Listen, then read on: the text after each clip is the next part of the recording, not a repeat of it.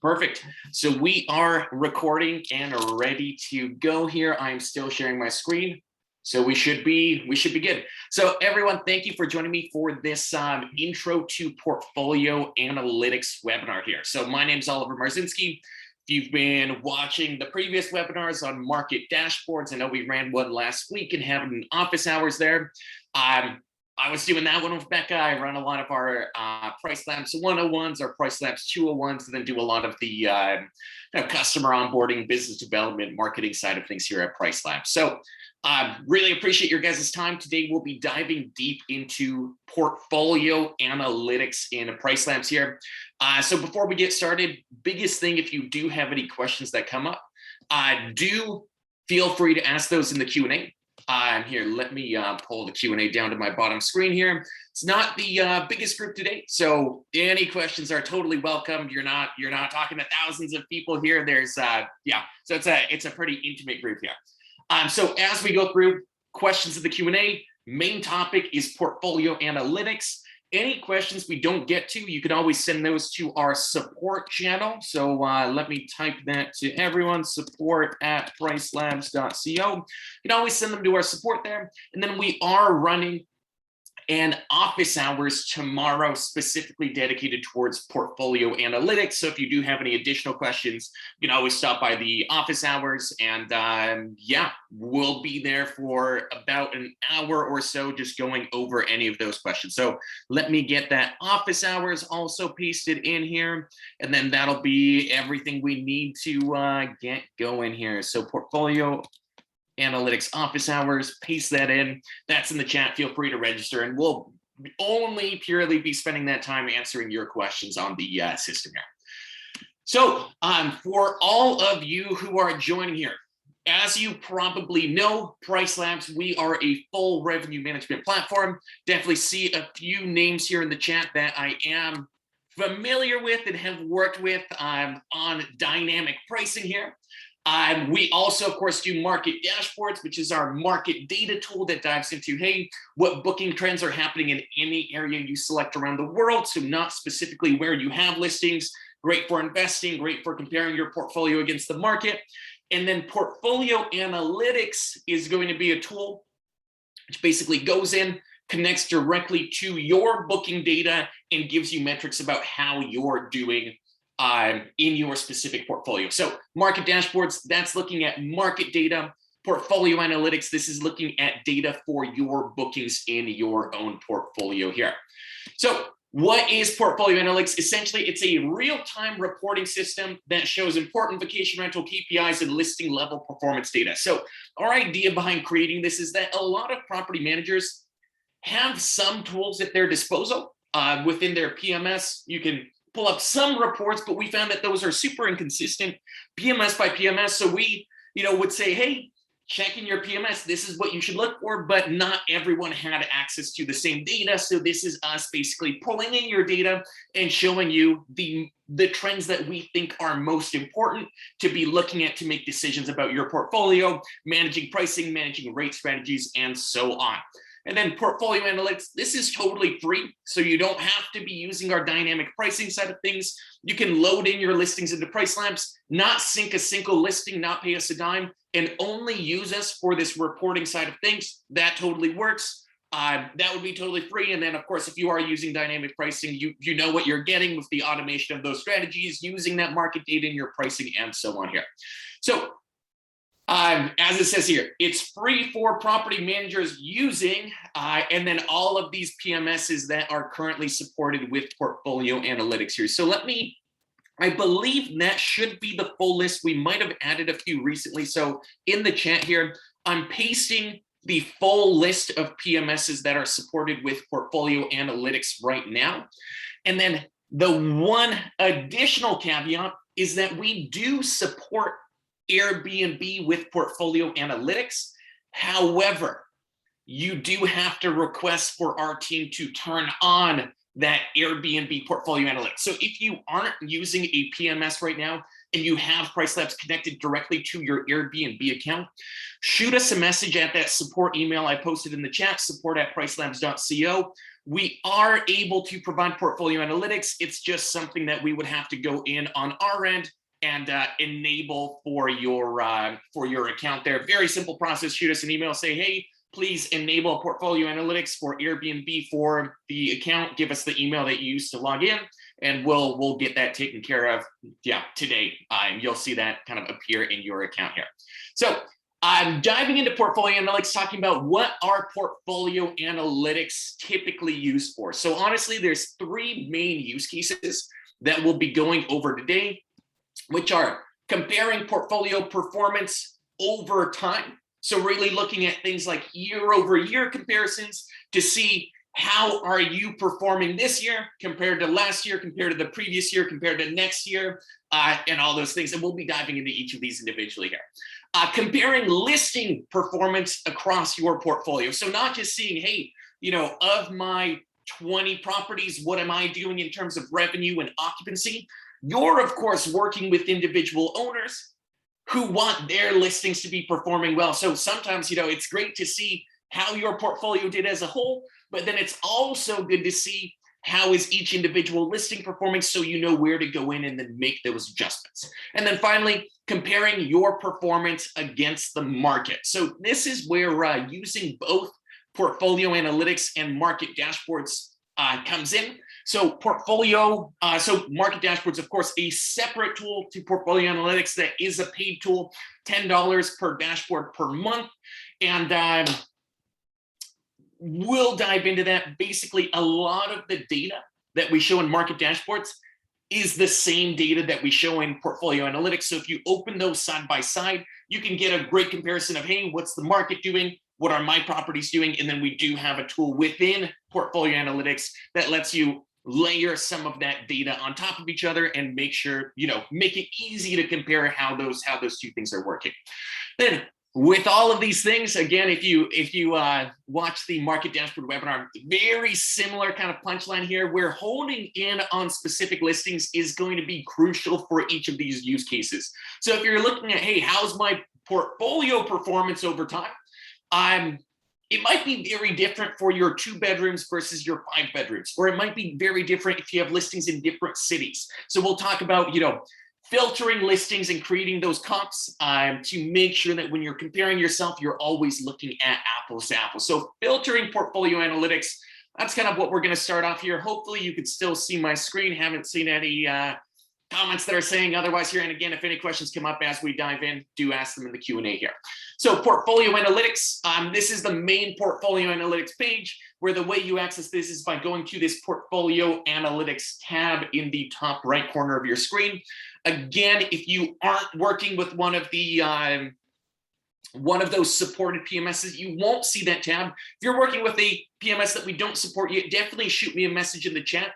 And I'll talk to the development team about getting that online ASAP there. Then if you are working with Airbnb, shoot a message to support, and then we will activate that for your account here. So the first thing when you come to this screen, yeah, okay, awesome. I'll pass it along. So when you come to this screen, the first thing you see is at the top here, you have this filter bar. You'll actually be taken to a blank screen. I just loaded it because it takes a few seconds to load. You'll see this bar at the top that lets you filter by multiple different characteristics here. And then clicking See Analytics will load all these analytics for whatever you filtered at the top here. So when you're looking at your performance, major things to think about. If you have properties grouped in PriceLabs already. So if you're in PriceLabs, you go to the customizations page. You can, of course, create those groups in PriceLabs to make managing your properties a little bit easier. If we go under groups here, you have all of these groups to say, hey, group my 1 and 2 bedrooms, my 3 and 4 bedrooms, my 1 and 2 bedrooms with hot tubs, large waterfront houses, properties in different cities, and so on. So filtering by group, very effective method for seeing, analytics that are specific to you. Otherwise, you can also tag your properties in PriceLabs. This is something that I've noticed a lot of people have been missing. So to set tags, that's going to be under dynamic pricing on the manage listings page, where you can basically go in and for each of your properties, add tags. Tags are purely for organization and filtering here. So you can tag things by, let's say city, who the property owner is, the number of bedrooms that the property has, whether it has a hot tub, where it's located, if it's a villa, if it has a pool, again, who the property owner is. And then in portfolio analytics, you can basically go in and say, hey, I don't want to look at everything. I only want to pull up Evelyn's properties. And then you would only see analytics about that one owner, or I only want to look at my properties in Sammamish or my hot tub properties and so on. So you can really use this to hone in on those specific listings and then see analytics. And then finally, last thing, this one's super important, is the listing sync on/off filter. If you have a ton of listings in PriceLabs, but you're only syncing a few, and you're only worried about how those listings that are syncing are doing, so those listings that are using our dynamic pricing, I would make sure to filter by on, click see analytics, and then anything you filtered, data for those specific properties will show up here. Perfect. So that's filtering portfolio analytics. Very important, very similar to creating comp sets, I would say, in market dashboards, same general idea there. Now, first topic we'll cover is comparing performance over time here. So comparing performance over time, two things we'll be doing is tracking changes in performance year over year, and then also tracking changes in booking trends after adjusting pricing strategies. So starting with tracking changes in performance year over year, we have two main graphs in portfolio analytics that will, or two main sections that we'll focus on, which are trends by stay date, and then also trends by booking creation date. So the idea behind trends by stay date, I can pull up this whole section here. It's going to be the second section from the top, trends by stay date. You'll see 4 graphs show up here, where each graph shows you a different metric. So things like revenue, RevPAR, occupancy, average book rate. You can also see number of nights booked, and then also number of active listings here. So when you're looking at trends by stay date, this is showing you kind of data for bookings that bookings that took place in a certain month. So when was the person staying?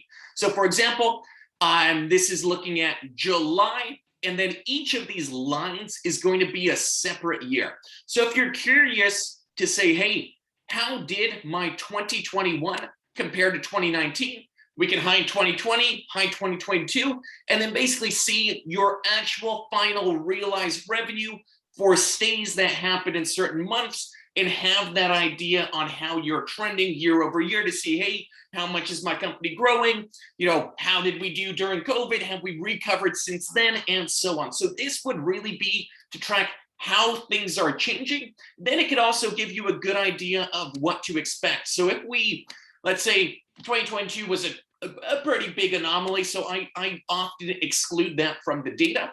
But then, if we're looking at 2020 was an anomaly. If we're looking at 2022, since it's looking at stays that are happening, very few people have started booking 2022. So we, of course, don't know, what that final revenue will be for October or September or August and so on. So this can be a great tool for you to identify, what are those periods that I did best in? What are those periods that slowed down a little bit, so you can learn from history and kind of go from there. Otherwise, so revenue can be slightly misleading, and I wouldn't necessarily recommend using revenue as the biggest performance indicator, because revenue that we're showing here is looking at the total revenue of all of the properties that you have filtered here.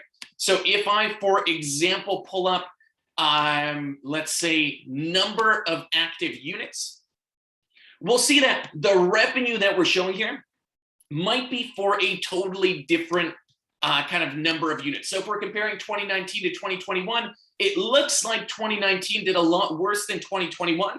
But then if we look at number of active units in 2019 versus 2021, we've almost doubled the number of listings that we're looking at, but revenue, hasn't quite doubled. So definitely make sure to keep into account that your listings might be increasing, and that might be driving revenue, and not necessarily just, hey, your property's performing better. So to really track, hey, how are my properties performing? What is the performance of this year compared to last year? I would focus on a RevPAR here on the right-hand side. This way, if I look at 2019 versus, oh, didn't click for some reason. Okay, versus 2021, the idea behind RevPAR is it's showing you the revenue per available night, basically. So if you have 30 nights in a month that are available, this will look at how much revenue did you make for each of those nights on average. So this takes into account your occupancy and the price that you're charging.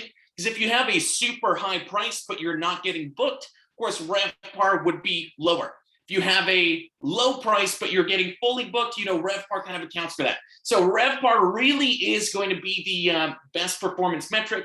And here it looks like, 2021 is doing a lot better than 2019, purely because we have more listings here. If we actually look at RevPAR, 2019, we actually performed better and made more money per listing here in 2019 than we did in 2021.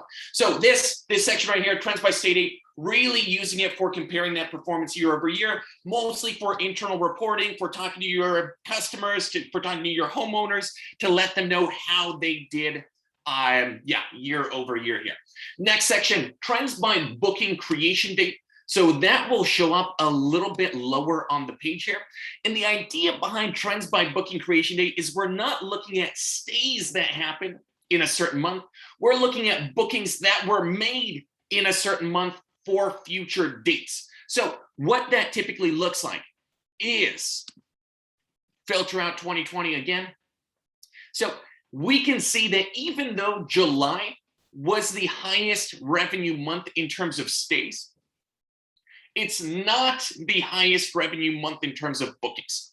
So we can see, even though, let's say, April is pretty slow in terms of people staying at my properties, April is pretty big in terms of people booking my properties for future dates. So this can give you a good idea of when do bookings typically come in for your properties for people who are looking to stay in the future.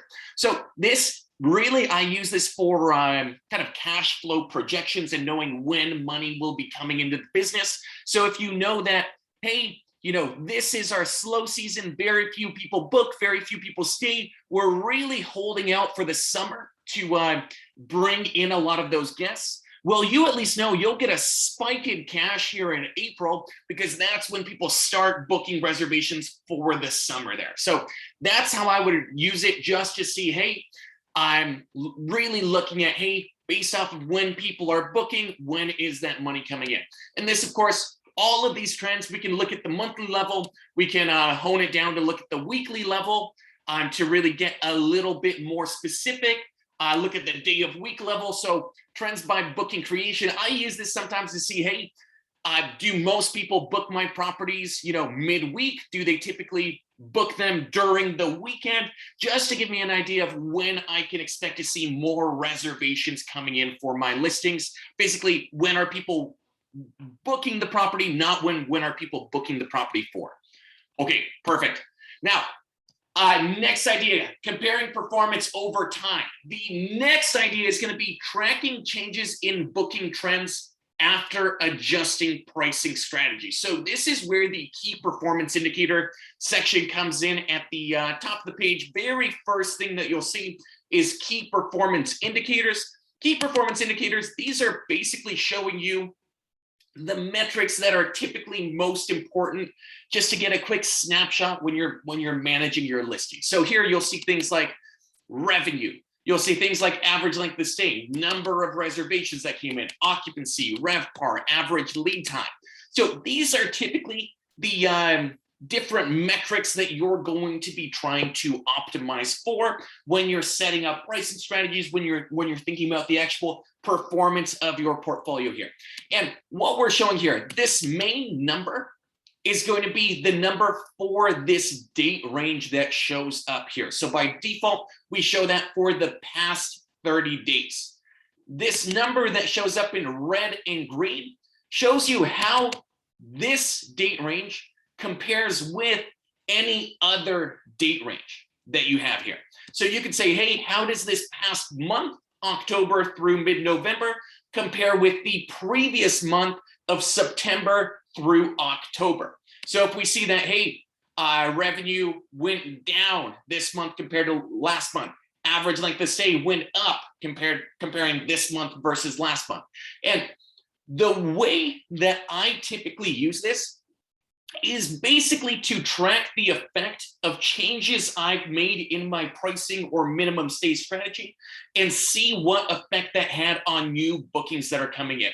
So we can filter this to say, instead of stay date, so that's this idea of trends by stay date, I filter this typically depending on what I'm looking at, but for this use case of tracking changes in booking trends after adjusting pricing strategies, I would flip this over to booking creation dates.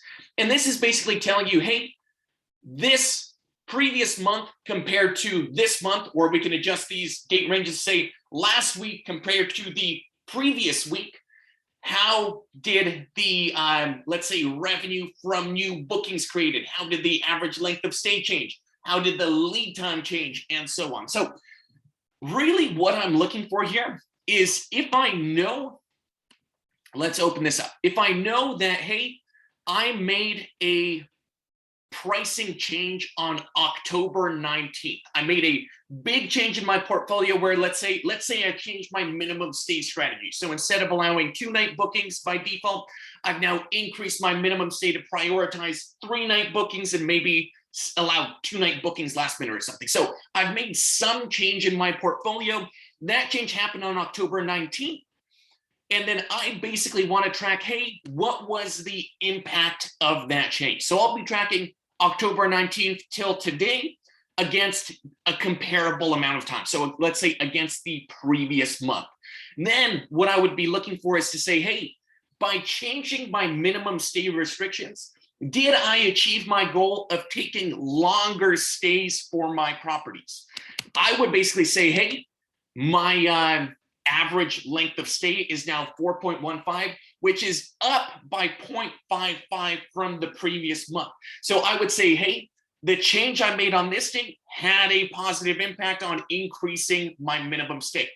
Also had a positive impact on increasing my average lead time, for example, where people are now booking 30 days in advance, where that's a 6.4 day increase from the previous month. So things to look out for here.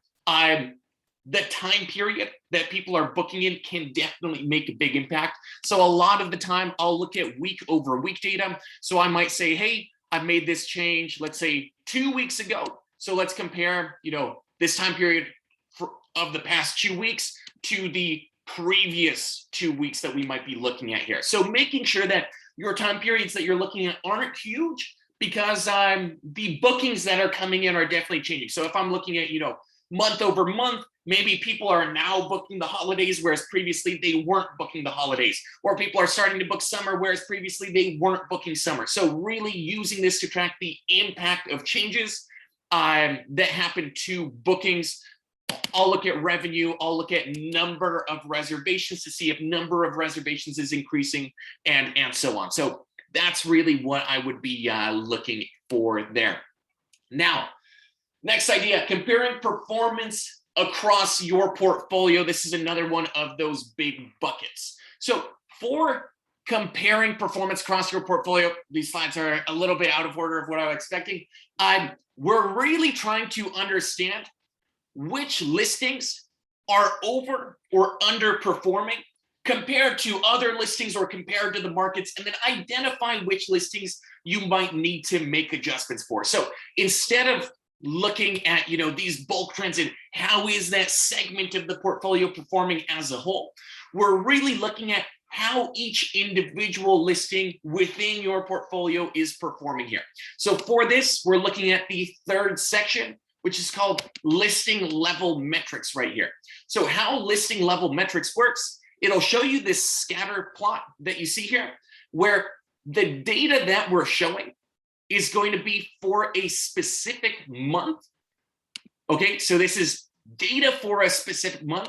And then this is looking at 2 different metrics, which you can choose what you're comparing against each other. And I'll show you a few different use cases for what I use most frequently for what trends I'm typically comparing against each other. So what we'll see for November 2021, listing occupancy on the y-axis, days since last booked on the x-axis here.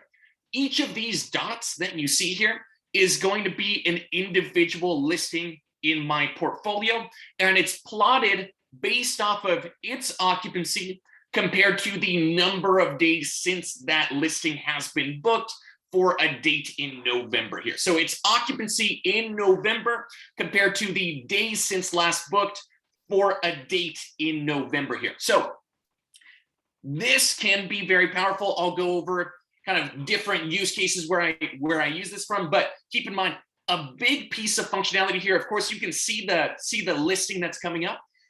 What you can do, you can select listings directly in this graph, and then the listings that you select, they'll appear on the right-hand side in this table here. So what I'm basically doing is I'm saying, hey, let me select all of the properties that I have in my portfolio that are, let's say, low occupancy for November, so less than 40% occupancy, and then that also haven't been booked in at least the last 10 days. So less than 40% occupancy this way, not booked in the last 10 days this way. I select those, they show up on the right-hand side. Then I can click the listing name and it'll take me right into review prices, and then I can make any necessary adjustments to these listings which don't have occupancy and haven't been getting booked recently. So some use cases for what I use this tool for. The idea of, am I getting booked too quickly? So in the dropdown, you'll have the option of filtering listing occupancy versus market occupancy. So for market occupancy, the idea there is we're looking at similarly sized listings near you and seeing what percent of the market, so what the market's average occupancy is for the month that we're looking at. So if I see listing occupancy, this is, what percent of your nights are booked for November, let's say. So the properties at the top, they're basically fully booked. Properties at the bottom, they're fully empty. Market's occupancy is, similarly sized listings in your market. How full are they in November? Perfect. So I've drawn a line here going across the graph. So this is basically saying if you were getting booked at the same pace as the market, you're getting steady bookings, compared to the market, your property would show up along this red line. Now, if you're below the red line, you're getting booked slower than similar properties in the market are getting booked. If you're above the red line, you're getting booked faster than similar properties in the market are getting booked. So I would basically go in, I would draw a box, let's say around all of these upper properties right here. I would draw a box, select these listings and say, hey, these properties got booked way too quickly for November. They filled up too fast.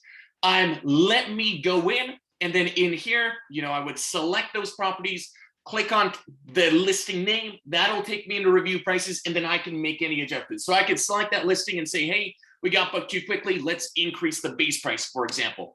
Or these properties, they're getting booked too slowly. Select those listings, go into review prices, and then decrease the base price to try to increase booking. So first use case, am I getting booked too quickly? Listing occupancy versus market occupancy, that's what I'm tracking. Next thing, what occupancy should I shoot for? So this is a question that comes up very frequently where people say, hey, should I be trying to fill my listings 100%? Some people say, hey, should I be, I've heard that shooting for an 80% occupancy actually gets you the most money since you're not discounting by as much. So, by having higher rates where you don't fill every single day, you might make more money than lower rates where you do fill every single day. So this is something where I wouldn't necessarily look at the current month or any future months, because it's very tough to tell because that month hasn't been completed yet. You can, however, look at past months. So I could be looking at October or September or August and so on. And what I'm tracking is what was the final occupancy of that listing for that month. So what percent of the 30 days ended up getting booked. And then I'm also tracking what was that total revenue that the listing generated. Again, do make sure that you're filtering your properties, because otherwise, I mean, your high bedroom count, your luxury properties will always make more money than your low end properties. So do make sure you're comparing apples to apples here. So what we see here is that the properties that had the absolute highest occupancy right here near 100%, they're for the most part pretty high to the left here. So let's say they're probably making $5,000 to $10,000 of revenue in this month.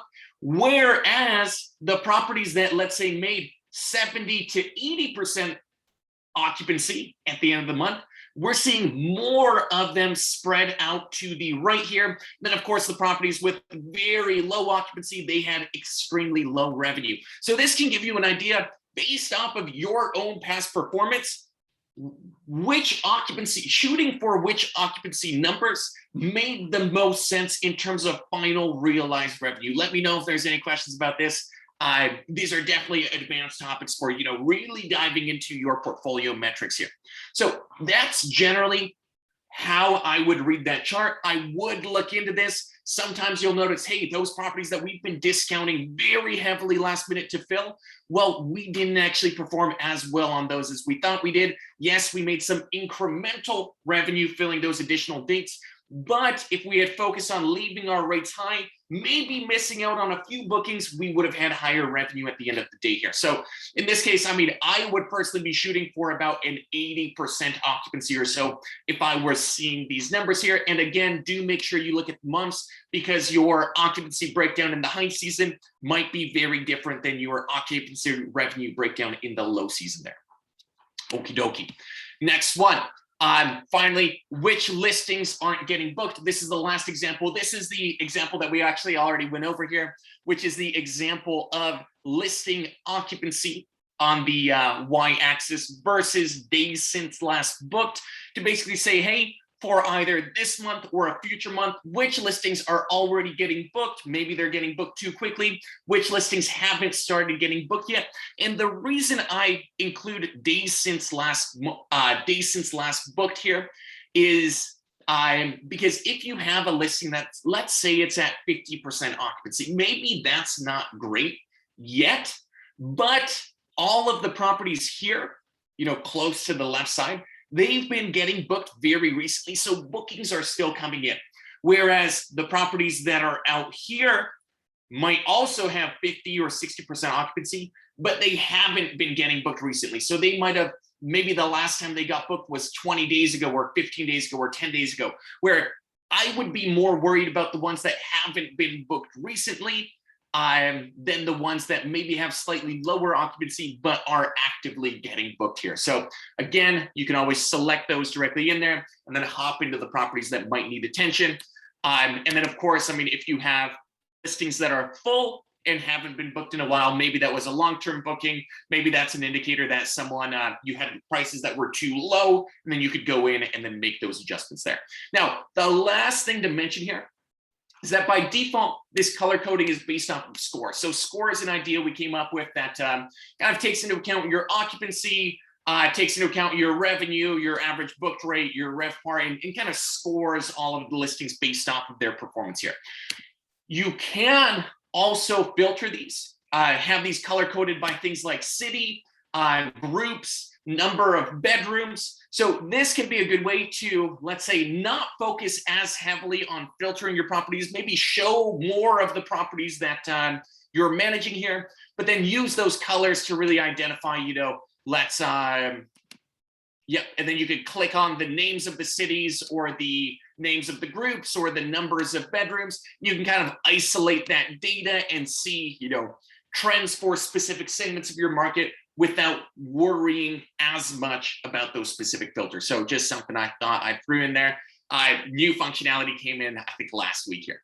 Okay, perfect. So that's basically comparing your performance across your portfolio, listing level metrics. That is where I primarily make those decisions here. Okie dokie. The last section we're going over here, excuse me, is going to be comparing your performance against the market here. So with comparing your performance against the market, the first thing we'll cover is comparing is this section at the bottom here called compare against market. So this section right here, it lets you integrate portfolio analytics with any market dashboards you've already created. So the idea here, when you first load this up, you'll just see a black line which shows you your average price for any listings that you have selected, and then also your occupancy for all future dates here. Now, in this dropdown, you'll see any market dashboards you've already created, and then you'll be able to filter those market dashboards using any of those comp sets you've already created if you have comp sets in market dashboards, or simply going by bedroom type and saying, hey, you know, maybe I chose my 2-bedroom listings here as my filter at the top for my own properties. I want to compare against, let's say, 2-bedroom listings in the market. Now, what you'll see once you apply these filters for selecting specific market dashboard and a category of listings, you'll see how your price, this black line, compares to the distribution of market prices. So this would basically show you, hey, your average price for the listings that you have selected. The color coding, we kind of display it down here, where at the bottom of the gray, that's the 25th percentile or the low end of pricing, where the gray meets this darker pink, that's the median price or the 50th percentile. The higher end of pricing, the 75th percentile, is going to be between these two pinks, and then the very high end of pricing, the 90th percentile, is going to be the top of the pink there. So I basically use this to see, hey, you know, how do my rates compare against similar listings in the market, especially if I've created those comp sets, to know where am I priced higher, where am I priced lower, and so on. And with that, down below, you'll see your occupancy as this red line compared to the market's occupancy, and then your pickup compared to the market's pickup. So if you, for example, have much lower occupancy than the market, but you see that your rates are on the very high end of rates in the market, I would take that as kind of an immediate indicator to say, hey, I'm priced on the high end. Let me go in, let me discount my properties to try to get more bookings that are still happening in the market. Or if you see, hey, I'm priced on the low end, but my occupancy is super high, I might say that might be good. You know, if the market's occupancy is low, I do tend to try to be higher than the market. I'm not ever shooting to have a 30% occupancy at the end of the day here. So that can basically inform your strategy to say, hey, you know, if you're way overpacing the market, getting booked much quicker, why is that happening? And then compare your rates against the market's rates. If you see, for example, that you got booked for New Year's much quicker than the market did, then you see that your rates aren't as high as the market's. That would be a great indicator to say, hey, I should probably go in, increase my rates, since people really love my property at the current price point and I'm getting booked out too quickly. So this is going to be the best direct comparison where the data is actually overlaid between portfolio analytics and market dashboards here. Now, the next thing to mention is going to be the idea of length of stay versus booking window. So yeah, really this occupancy, price, and pacing, this plus length of stay versus booking window, this is what I use most for actually looking at, you know, how does my performance compare to the market here. So the idea behind booking window and length of stay, it's the next graph up. The idea here is that the graphs that we show for booking window and length of stay are identical to the graphs for booking window and length of stay that we show in market dashboards. So the data that we're showing here is, of course, data for your own portfolio, but the graph is identical to what we're showing for data for the market's performance here and how the market is getting booked. So this can give you a good idea of, hey, how far in advance, so booking window is talking about how far in advance are bookings coming in. You can see how far in advance is the market getting booked compared to how far in advance are my listings getting booked. So if you ever see a discrepancy, like for instance, something I see very commonly in portfolios where people are saying, hey, you know, I'm only getting last minute bookings. what am I doing wrong? Is there opportunity to take longer stays? We might see that they're, 0 to 1 days, they're 2 to 6 days, they're 7 to 13 day stays. Sorry, 7 to 13 day booking windows. Those might be where they're getting the vast majority of their bookings. Whereas in the market, we might see that, 2 to 4 weeks out, 1 to 2 months out, 2 to 4 months out. That's where the market's getting booked. So identifying where you have differences compared to the market, and then seeing why those differences might be happening. That's what we're basically trying to do here. So if you see that you have a lot more last minute bookings than the market, I would then go down to compare against market and see how my last minute prices compare to my far out prices. And here I see, wow, last minute, a lot of my rates are dropping towards the very low end of pricing, where I'm, at the bottom of that gray. Here, very last minute, I'm just peaking barely up to that median price. Whereas further out, I'm above that median price at the top of the gray, and so on. So if I saw I'm getting last minute bookings, the market's getting far out bookings, I'm priced lower than the market last minute,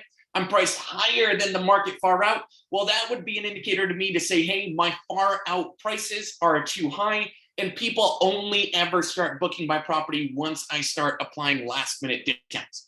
Otherwise, looking at your length of stays, if you notice, hey, I'm getting a ton of 2 and 3 day stays, but then the market is getting a ton of 7+ night stays, why am I not getting those longer stays? Why am I not attracting those guests to my specific property?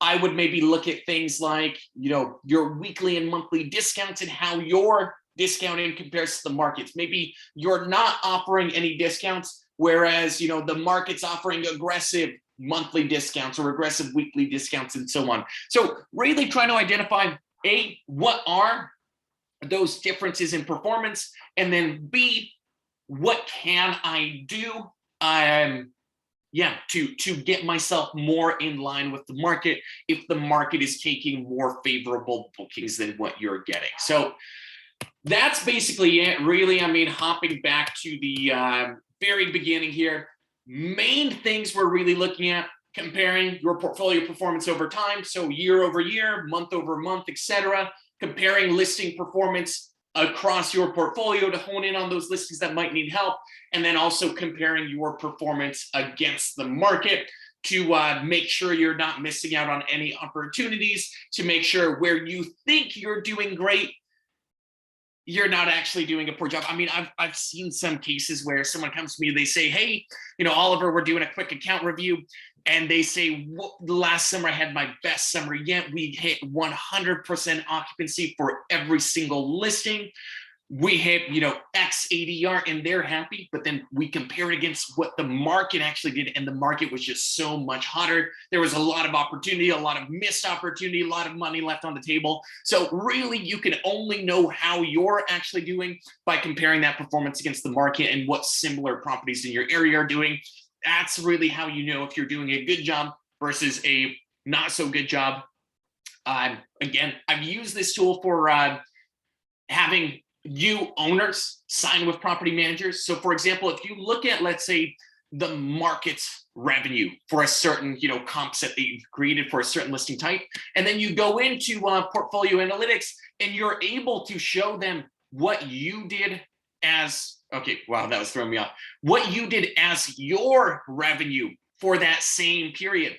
Either listing by listing, or taking this, dividing it by the number of listings, or looking at your occupancy versus the market's occupancy. That can be a great tool for basically showing them, hey, I outperformed the market. You should sign with me. You should give me your properties to manage, because I will do a better job than the average person. I will do a better job than if it's not going with a professional property manager here. So some food for thought there. That's basically all I have for you guys today.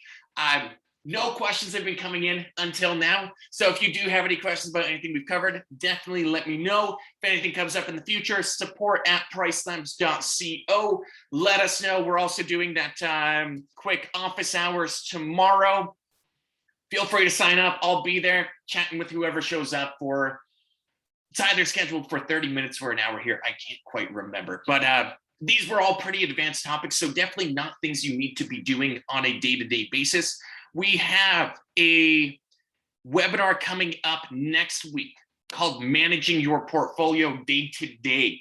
That will be a lot more of the basics and things kind of within PriceLabs that you might want to look at either on a daily basis, weekly basis, kind of best practices for what you should be looking at, when you should be making adjustments, and so on. So I will be hosting that, I believe, next Tuesday. I think so, yeah, because next week is Thanksgiving and we're off at the end of the week there. So I appreciate everyone joining. Yeah, it's been quiet, but it's been fun. So yeah, let me know if there's any questions. Always feel free to reach out in the future.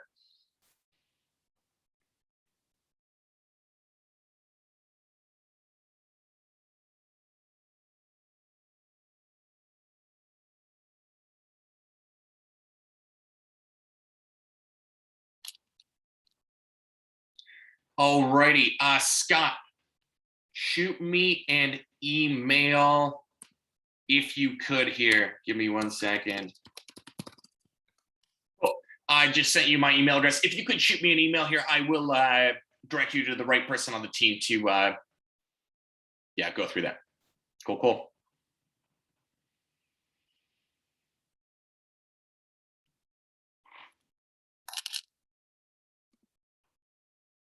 And also any feedback that you guys have at any point. So anything that you're either currently doing in looking at your portfolio, anything that you currently try to figure out in terms of market data, anything that you have in your own processes. I mean, what I went over, these are examples that there are more things you can do with these market dashboards. I mean, comparing, different trends against each other, looking at different data to make different decisions. And I'm always impressed by what I learn on these calls, and it's like, hey, I didn't think of doing things that way. So if you do have any of those feedbacks or anything that you wish was included in the product but currently isn't, always please send that over, support@pricelabs.co. It just makes the product a lot better, a lot more useful for everyone who's using it here.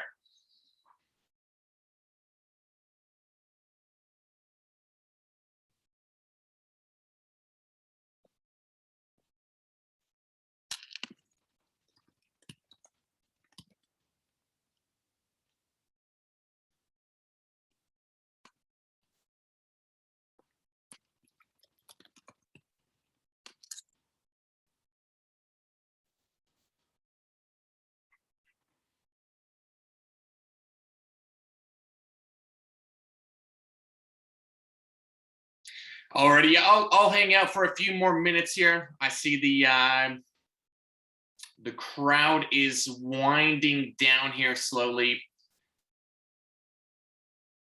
and we can go from there.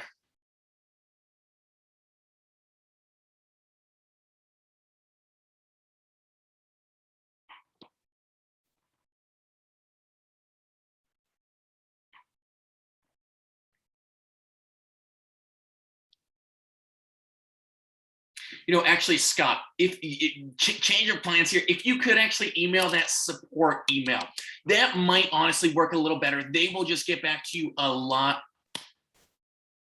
more quickly here. So email us at that support. They'll get you a quicker response, and they'll be able to fit you in here a lot better. I was just looking at my calendar here, and yeah, I'm off most of the rest of this week and next week here. So.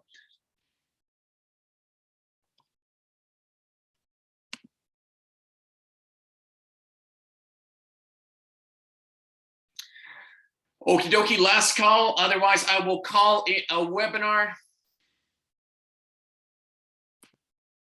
Awesome. Thank you for attending. Take care, everyone.